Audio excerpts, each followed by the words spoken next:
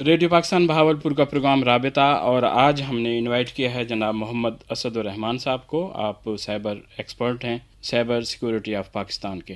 اسد، سب سے پہلے تو اس کا کمپریہنسو انٹروڈکشن کرائیے گا اس ڈپارٹمنٹ کے حوالے سے اور اس ونگ کے حوالے سے، تاکہ ہمارے سننے والے جان سکیں کہ آپ کا ڈپارٹمنٹ کیسے ورکنگ کرتا ہے. پہلے جو بنایا گیا سائبر کرائم کو دیکھتے ہوئے ایف آئی اے نے ایک ونگ بنایا NR3C کے نام سے، ٹھیک، national response centre for cyber crime, NR3C کے نام سے. جب کرائم ریشو بڑھتی گئی، مزید لوگوں کو جو ہے ہراسمنٹ کے، بلیک میلنگ کے کیس ہوتے گئے، تو زیادہ کیسز کو ہینڈل کرنا NR3C کے لیے بہت مشکل ہو رہا تھا. صحیح، یعنی کہ ہزاروں کی تعداد میں کیسز تھے اور ڈپارٹمنٹ میں جو لوگ تھے وہ بہت کم تھے. جی. اب اس کی جب وجہ دیکھی گئی تو ایک وجہ یہ سامنے آئی کہ لوگوں کو سائبر سیکیورٹی کے متعلق اویئرنیس ہی نہیں ہے کہ ہم نے خود کو ہیکنگ سے بچانا کس طرح سے ہے، ہم نے بلیک میلنگ سے کس طرح سے بچنا ہے، ان ساری چیزوں سے کس طرح سے بچنا ہے. بالکل ٹھیک. تو اس کے لیے ہم نے ایک انیشیٹو لیا سائبر سیکیورٹی آف پاکستان کے نام سے. سائبر سیکیورٹی آف پاکستان میں ہم لوگوں کو اویئرنیس دیتے ہیں کہ کس طرح سے آپ لوگوں نے سیکیورٹی کرنی ہے، اپنی پروٹیکشن کرنی ہے اپنی. اس کے لیے ہم مختلف کالجز میں بھی جاتے ہیں، مختلف یونیورسٹیز میں جاتے ہیں، اس کے علاوہ نیوز پیپرز میں، اور اس کے علاوہ اگر کسی کو سیکیورٹی مطلب فزیکلی بھی ہم انہیں سیکیورٹی پرووائڈ کرتے ہیں اور سارا بتاتے ہیں کہ کس طرح سے انہوں نے سیکیور کرنا ہے خود. بالکل صحیح. اچھا، اس میں اب ہم آتے ہیں اس کمپلیکیشنز کی طرف. تو کون کون سی کمپلیکیشنز یا کون کون سے مسائل جو ہیں وہ ہمارے یوزرز کو یا کنزیومرز کو ہو سکتے ہیں؟ اس میں ڈفرینٹ طریقہ کار ہو جاتے ہیں کرائم کے حوالے سے. جی. اس میں ایک تو یہ ہوتا ہے کہ جب وہ مختلف فیک لنکس پہ کلک کرتے ہیں، ان کی وجہ سے انہیں ہیک کر لیا جاتا ہے اور ان کا ڈیٹا چرا لیا جاتا ہے. وہ ڈیٹا چرا لینے کے بعد انہیں بلیک میل کیا جاتا ہے، ان سے پیسے مانگے جاتے ہیں. صحیح. ایک بلیک میلنگ کا آ جاتا ہے، دوسرا ہراسمنٹ کا آ جاتا ہے. یہ زیادہ تر فیمیلز میں ہوتا ہے کہ ان کا ڈیٹا چوری کر لیا جاتا ہے، یا ان کی جو پکس ہوتی ہیں جو بھی ہوتا ہے سارا، اس کے ذریعے انہیں ہراسمنٹ کیس بنایا جاتا ہے. بالکل صحیح. اور اس کے علاوہ پھر یہ بھی ہوتا ہے کہ جو ہے کسی کو کوئی مطلب کوئی بھی وہ ڈیمانڈ کر سکتے ہیں ان کے ڈیٹے سے، ان کو جو ہے کال کر کے بلیک میل کر کے، یا کوئی بھی طریقہ کار وہ اس کا استعمال کر سکتے ہیں. بالکل صحیح ہے. یا فیک آئی ڈیز بنا کے، فیک آئی ڈیز بنا کے، بالکل ایسے فیک آئی ڈی. اچھا، ایک مزے کی بات یہ ہے کہ ہمارے ہاں لوگوں کو ابھی تک فیک آئی ڈی کے حوالے سے پتہ ہی نہیں ہے کہ یہ ایک کرائم کے زمرے میں آتا ہے. حالانکہ فیک آئی ڈی بنانا ایک کرائم ہے. تو ہمارا مقصد اصل میں یہی تھا کہ لوگوں کو بتانا ہے کہ قوانین کون کون سے ہیں سائبر سیکورٹی کے حوالے سے. اگر کوئی آن لائن کسی کو تھریٹ کرتا ہے، کسی کو بلیک میل کرتا ہے، یا کسی کی ایون کہ اگر کسی کی پکچر بھی اپلوڈ کی جاتی ہے فیس بک پہ، تو وہ بھی ایک کرائم کے زمرے میں آتا ہے.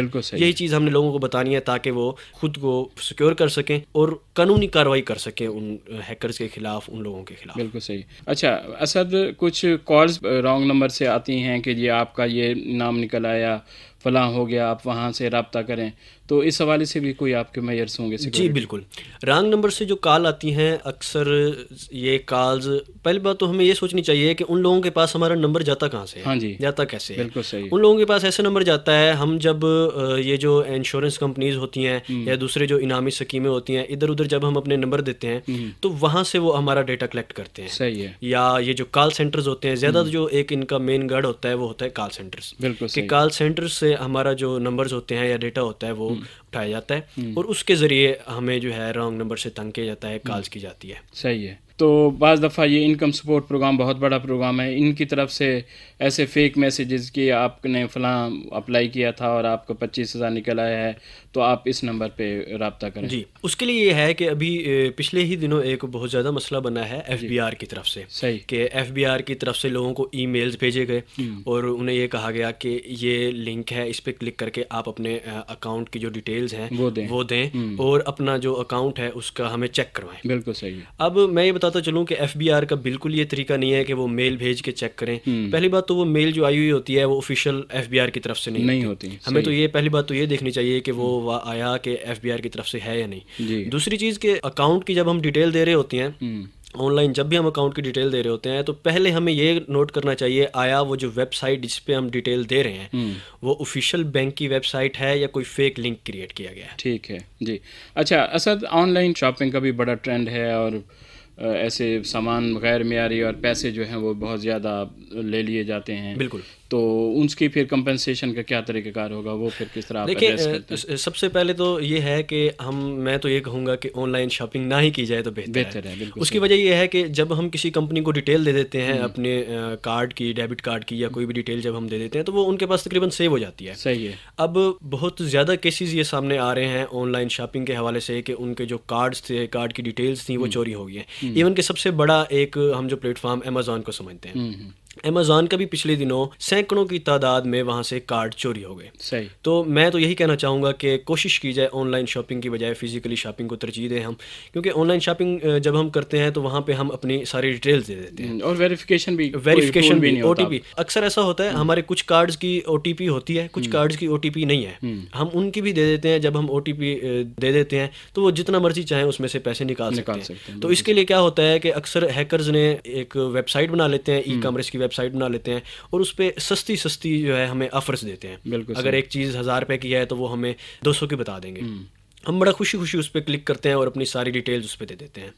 تو ہمیں اس چیز کا خیال رکھنا چاہیے, ہمیں اس پہ بالکل بھی نہیں دینا چاہیے وہاں پہ اپنا کارڈ کی ڈیٹیلز. ٹھیک ہے.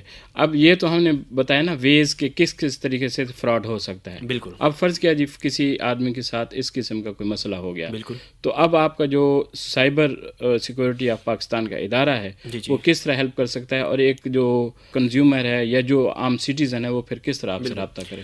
اچھا, یہ جو میں نے پہلے بھی بتایا ہے کہ سائبر سیکورٹی آف پاکستان اس متعلق کچھ نہیں کرے گا, کیونکہ یہ ایک صرف انیشیٹو ہے. اس کا کام صرف اویئرنیس دینا ہے یا لوگوں کو سیکورٹی دینا ہے. بالکل. ہاں, سیکورٹی کے بعد اگر کرائم ہو جاتا ہے, سیکورٹی کے باوجود بھی اگر کرائم ہو جاتا ہے تو اس کے لیے ایک جو ادارہ بنایا گیا ہے FIA کی طرف سے, NR3C کا, national response centre for cyber crime. تو اس کے لیے پہلے 5 سینٹرز تھے, اب بڑھا کے مزید تقریباً 15 کر دیے گئے ہیں, اور امید ہے کہ اس میں مزید بڑھایا جائے گا. صحیح ہے. تو مختلف جتنے بھی تقریباً بڑے شہر ہیں وہاں پہ سائبر NR3C کا یعنی کہ سینٹر بنا دیا گیا ہے. بالکل. اچھا, وہاں تک اگر ہمیں رسائی حاصل نہیں ہے, جیسے مثال کے طور پہ بھاولپور کا بندہ ہے وہ ملتان نہیں جا سکتا, تو ایک NR3C کا آن لائن پورٹل موجود ہے. ٹھیک ہے. NR3C.gov.pk, NR3C.gov.pk. اچھا, اس پہ وہ جا کے ویب سائٹ پہ جائیں گے اور آن لائن جو پورٹل ہے وہاں پہ جا کے اپنی کمپلین کریں گے. وہاں پہ ان سے ڈیٹیل جو پوچھی جائے گی وہ علاقہ پوچھا جائے گا کہ کون سے علاقے سے وہ تعلق رکھتے ہیں, ان کا مسئلہ کیا ہے, ان کا نمبرز, وہ سارا. بالکل صحیح. اب اکثر ایسا ہوتا ہے کہ جب وہ کمپلین کر لیتے ہیں تو وہ یہ چاہتے ہیں کہ کوئک رسپانس ہے, لیکن کوئک رسپانس نہیں آ پاتا. اس کی ایک مین وجہ تو یہ ہے کہ سینکڑوں نہیں بلکہ ہزاروں کی تعداد میں کیسز ہوتے ہیں, کیونکہ آج کل تقریباً ہر دوسرے نہیں تو ہر تیسرے چوتھے بندے کا کوئی نہ کوئی سائبر کا ایشو ہے, فیس بک کا, واٹس ایپ کا, اس طرح کا. تو یہ ہزاروں کی تعداد میں کیسز ہوتے ہیں, ان کو دیکھنا, مینیج کرنا بہت ایک مشکل کام ہے. اور دوسری وجہ ایک یہ بھی ہے جو اس سے بھی زیادہ ایک مسئلہ جو ہمیں سامنا کرنا پڑتا ہے, وہ یہ کہ جو ڈیٹیلز ہیں فیس بک کی یا واٹس ایپ کی, اس سب کی اتھارٹی ڈپارٹمنٹ کے پاس نہیں ہے. بالکل صحیح. اس سب کی جو ڈیٹیلز منگوانی ہوتی ہیں, یہ سارا کچھ کرنا ہوتا ہے, وہ فیس بک سے منگوانی ہوتی ہیں یا جو کنسرن کمپنی ہے اس سے منگوانی پڑتی ہیں. اس وجہ سے بہت زیادہ ٹائم لگ جاتا ہے. بالکل صحیح ہے. اب ہم آتے ہیں بننگ ایشو, یا جو کرنٹ ایشو ہے وہ ہے فیمیل ہیرسمنٹ کا. جی بالکل. تو کس طریقے سے ان کو ہیرسمنٹ کیا جا سکتا ہے, اور پھر بات وہی کہ کس طرح پھر یہ کمپنسیشن حاصل کر سکتی ہیں خواتین؟ ایک تو سب سے زیادہ جو انہیں تنگ کیا جاتا ہے وہ رانگ نمبر سے کیا جاتا ہے. صحیح ہے. اب رانگ نمبر کی اگر ہم بات کریں تو لوگوں کے پاس ان کا نمبر کیسے جاتا ہے؟ بالکل صحیح. سب سے ایک جو مین پوائنٹ ہوتا ہے, وہ جب کہیں اپلائی کرتی ہیں تو وہ اپنا نمبر دے دیتی ہیں, یا جب یونیورسٹی میں وہ ایڈمیشن کے لیے جاتی ہیں تو وہاں پہ بھی اپنا نمبر دے دیتی ہیں. مختلف ایسی جگہیں ہوتی ہیں جہاں پہ وہ اپلائی کرتے ہیں ایڈمیشن کے لیے, ایون کہ شاپ کیپرس اور ٹیلرز بھی نمبر لے لیتے ہیں کہ ہم آپ کو انفارم کر دیں گے, تو وہاں پہ وہ اپنا نمبر دے دیتی ہیں. اب ان کے پاس اس طرح سے یہ نمبر چلا جاتا ہے. اب وہ لوگ کیا کرتے ہیں, یا تو خود مس یوز کرتے ہیں اس کا, یا پھر جو ہے دوسروں کو دے دیتے ہیں, اپنے دوستوں احباب کو, اور اس طرح سے جس کے ذریعے انہیں رانگ نمبر سے تنگ کیا جاتا ہے. تو میری یہ گزارش ہے تمام خواتین سے کہ وہ برائے مہربانی اپنا نمبر کہیں بھی نہ دیں. اپنا نمبر صرف اپنی فیملی کی حد تک محدود رکھیں. اگر وہاں پہ دینا ہے اپنے والد کا نمبر دیں, اپنے بھائی کا نمبر دیں, فیملی کے کسی مرد کا نمبر دیں, کیونکہ انفارم تو آپ کو وہ بھی کر دیں گے. بالکل صحیح ہے. اس سے یہ ہے کہ آپ کا نمبر کہیں بھی وائرل نہیں ہوگا اور آپ بچ سکتے ہیں. بالکل صحیح. تو اس حوالے سے میں یہ کہنا چاہوں گا کہ کسی کے بھی باتوں میں نہ آئیں, اور کبھی بھی کسی کو اپنی پکچرز یا ویڈیوز یہ سب شیئر نہ کریں. ایون کہ اگر آپ ویڈیو کال بھی کرتے ہیں تو ویڈیو کال کرتے ہوئے بھی محتاط رہیں کہ سامنے والا آپ کی ویڈیو ریکارڈ کر سکتا ہے, اور بعد میں آپ کو بلیک میل کر سکتا ہے، مس یوز کر سکتا ہے، کچھ بھی اس طرح سے کر سکتا ہے. صحیح ہے جی. تو اس صورت میں پھر خواتین کیسے کنسلٹ کریں اس کی کمپنسیشن؟ اس صورت ایک سب سے پہلے تو میں یہ کہنا چاہوں گا کہ سب سے پہلے وہ اپنے والدین کو اعتماد میں لیں، اپنے والدین کو، اپنی فیملی کو بتائیں. اس کی وجہ یہ ہے کہ جب وہ والدین کو بتاتی ہیں تو ہم نے ایک چیز نوٹ کیا ہے، ہماری یہ ریسرچ ہے کہ تقریباً 80% کیسز ڈراپ ہو جاتے ہیں، وہیں رک جاتے ہیں. وہ جو بندہ ہوتا ہے وہ رک جاتا ہے بلیک میل کرنا اور رانگ نمبر سے تنگ کرنا. 80% کیسز والدین کو اعتماد میں لینے کے بعد امید ہے کہ وہ جب کہیں گے تو معاملہ رک جائے گا. پھر بھی اگر نہیں رکتا تو وہ کیا کریں، آن لائن جو FIA کا پورٹل میں نے بتایا ہے nr3c.gov.pk، وہاں پہ جائیں، اپنی رپورٹ کریں تاکہ FIA اور سائبر ونگ، FIA کا جو سائبر ونگ ہے وہ اس کے خلاف کارروائی کر سکے اور اس کو روکا جا سکے. بالکل صحیح. پورٹل میں پھر بتا دیتا ہوں جی، nr3c.gov.pk. تو یہاں پہ آپ جا کے کمپلین کریں، انشاءاللہ آپ کی بھرپور کمپنسیشن ہوگی. آخر میں محمد اسد الرحمان صاحب، آپ چونکہ سائبر ایکسپرٹ ہیں تو ہمارے سننے والوں کے لیے اوورآل پنچ لائن کی صورت میں کوئی پیغام دینا چاہیں آپ؟ جی، میں یہ پیغام دینا چاہوں گا کہ ہر چیز، فار ایگزامپل اگر ہم نے بائک پرچیز کیا ہے تو اس کے ساتھ ہمیں ایک کتابچہ ملتا ہے کہ ہم نے اس بائک کو کیسے یوز کرنا ہے. بالکل ساری ریکوائرمنٹس، سارے احتیاطی تدابیر بتائی جاتی ہیں. موبائل پرچیز کرتے ہیں، جو بھی چیز پرچیز کرتے ہیں، ہمیں ساتھ ایک کتابچہ دیا جاتا ہے، اس کی ساری احتیاطی تدابیر سب کچھ بتائی جاتی ہیں.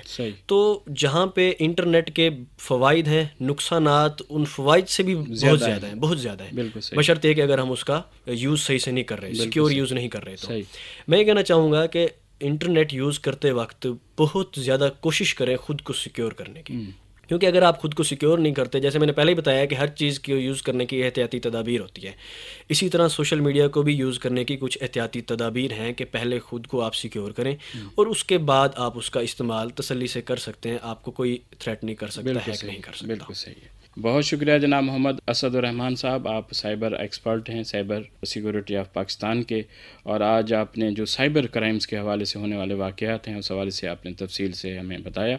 آپ کی آمد کا بہت شکریہ، بہت مہربانی. جزاک اللہ.